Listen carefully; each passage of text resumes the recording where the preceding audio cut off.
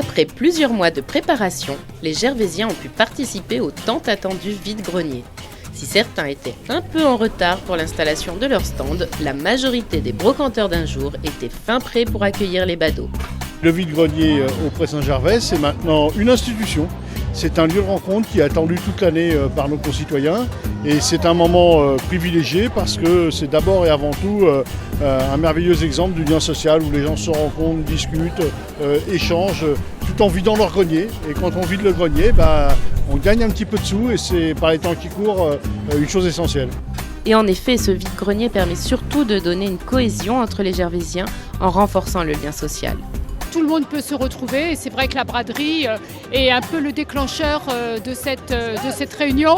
Convivialité, amitié, solidarité, parce qu'exceptionnellement ce soir, nous avons demandé aux bradeurs que tous les vêtements non vendus, tous les vêtements d'hommes soient remis à la Croix-Rouge pour essayer d'aider les migrants qui sont sur le territoire de la Seine-Saint-Denis, en particulier sur le Pré Saint-Gervais. Et le plus fidèle chineur du Pré Saint-Gervais est Claude Bartolone, qui nous explique pourquoi cette brocante est pour lui une journée incontournable dans son planning. Pour plusieurs raisons. D'abord pour une raison sentimentale. J'ai grandi juste à côté, dans les tours de l'avenue Jean Jaurès. Et puis c'est aussi un bon moyen de rencontrer des Gervaisiennes, des Gervaisiens, quelquefois des gens qui viennent d'autres villes de Paris comme de la Seine-Saint-Denis, dans une ambiance détendue. Et vous voyez des gens que vous ne voyez pas à d'autres moments. Donc c'est ce brassage citoyen qui me plaît et qui m'attire. Cette année, le vide-grenier prend tout son sens. Quel meilleur moyen pour participer à l'effort de recyclage qu'en donnant une seconde vie aux objets ? Vous savez, moi je suis parti de ceux qui pendant tout un temps arrivaient devant ma poubelle en me disant ça y est, elle va encore me poser des questions insolubles. Et petit à petit, en ayant de l'information, et notamment sur Est Ensemble où il y a eu un gros progrès de fait sur la communication sur le sujet, on arrive à mieux comprendre ce que peut être le geste individuel dans le cadre de la grande ambition de la COP21.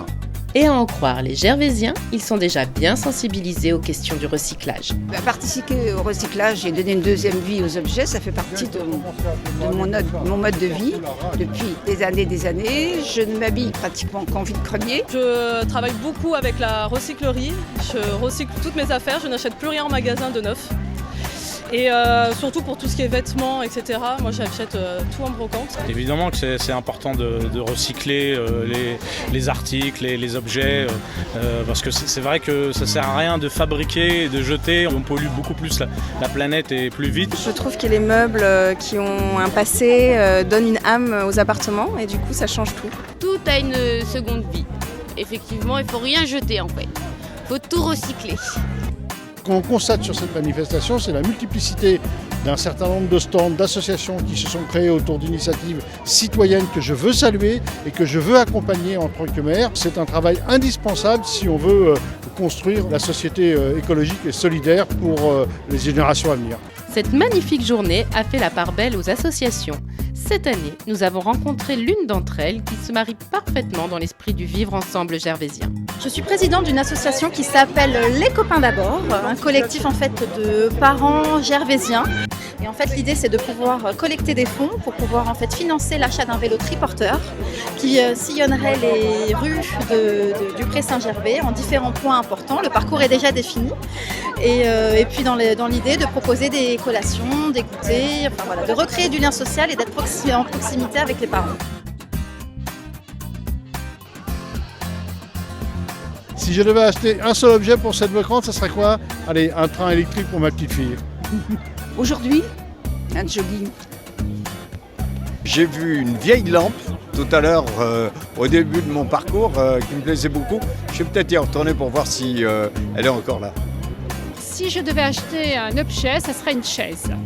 Pourquoi ? Parce que je cours après les chaises usagées et je les customise. Ouais, trop dur votre question là. Bon, moi je suis une accro de chaussures donc je dirais des chaussures mais j'en ai acheté plein. Entre vieilles lampes, chaussures, vinyles, vêtements et anciens jouets, chacun est reparti heureux et satisfait.